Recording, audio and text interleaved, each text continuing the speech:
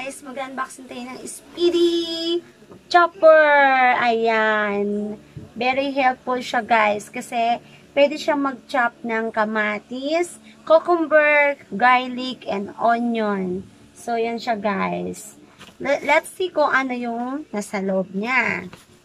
Ito siya guys is from Lazada. In-order ko po siya sa Lazada. Only 99 pesos. So, 'di ba guys, napakamura lang. Ito siya guys. So, ayan guys, ito po ay Speedy Chopper. Ayan. Kailangan ko po siya kasi nagluluto po ako ng ulam. So, yun. Pang paninda sa work. So, minsan na lang po kaya madali na lang po siyang magawa sa pamagitan po nito. Ayan. Sibuyas, bawang, kamatis, kung ano-ano pa na pwedeng i-ano dito. So, yun guys siya, napaka-very helpful. Kasi ito, madali lang siyang hugasan. Simple lang po, ilalagay lang po natin siya ng ganyan. Tapos, takpan. Tapos, ito yung pinaka-ano nyo guys.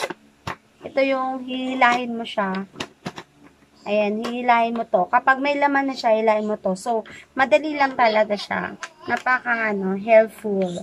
So, thank you po sa Lazada at nakita ko po to is abot kayang presyo pa. Only 99 pesos.